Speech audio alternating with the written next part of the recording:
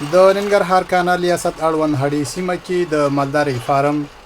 دغه فارم چې په هیواد کې څلور لسیزو جګړو په خپل لومړني حالت نه دی پریښی او ډیری هغه وسایل چې دغه فارم به پرې سربراہ کېده له منځه تللي کټور کاکا چې له دېرشو ډېر کلونه یې په همدې فارم کې د مالدارۍ په خدمت تیر کړي وایي د عمران راځي او زم ته راځي یم د مدیرانو نه د موږ مامورینو زه تقاوت هم بیرته راوستم چې ته کار یا څوک کولی شي یا نشي کولی خو د موږ مدیرانو وویل چې ته راځه خپل کار کوه تا ته به یو څه امتیاز درکړو امتیاز هم دا و چې اوس غنم راکوي راته بس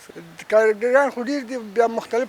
بخشو کې دي څوک واښو ته ځي واښه ریبي څوک دلته واښه اچوي پکې په دې چې یوازې ماشین راته واخلي چې موږ ته ځای پاکي په برق مو پاکول موټر به یې لاندې ولاړ ورته ټیلر به یې ور باندې ډېرانو ته مالدارۍ نه به یې بیخي ښکل دا درې څلور دروازونه به یې باندې هلته ډېرانو هلته به یې دا ګندګي ورته اچوله اوس هغه شی نه نشته ده اوس یې په لاس باسو لاس ګاډو کې حتی وړو هغه ذخیرو کې اچو بیا به څوک چې هغه رقم یې وړل بیا پکې ورته ضرورت په اندازه امکانات محمد اګل په نوم دغه ویټرنر ډاکټر هره ورځ درې ځلې د فارم په دغو 2500 سره غواګانو او خوسیو ګرځي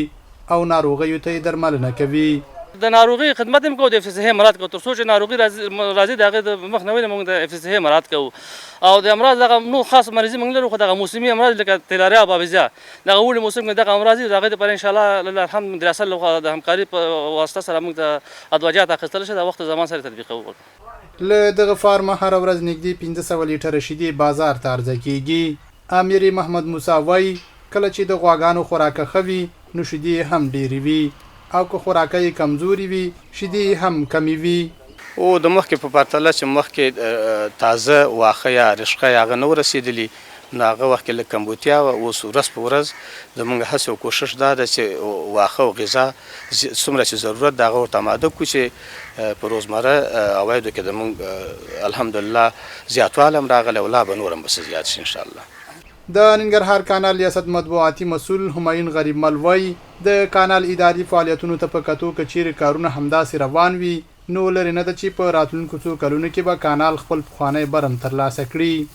له ښه مرغه اوس موږ په همدغه فارم کې د شودو د لوشلو شاوخوا 15 ماشینونه برقي ماشینونه لرو چې موږ سره شرکت همکاري کړې ده چې دغه یو ښه مثال دی د دې سره پخوا کې موږ هم تاسو دا تبدیلي لیدلی شو چې په دې فارم کې اوس منظمې شوي دي جوړې شوي دي د غواګانو دپاره د اوبو څښلو سیستمونه جوړ شوي دي تیر کې دې ته ورته دوه د غواګانو فارمونه د بټي کوټ په دویم او دریم فارم کې هم و چې سلګونه سره غواګانې به پکې ساتل کېدي او لبنیات به یې تر ارګه رسېدل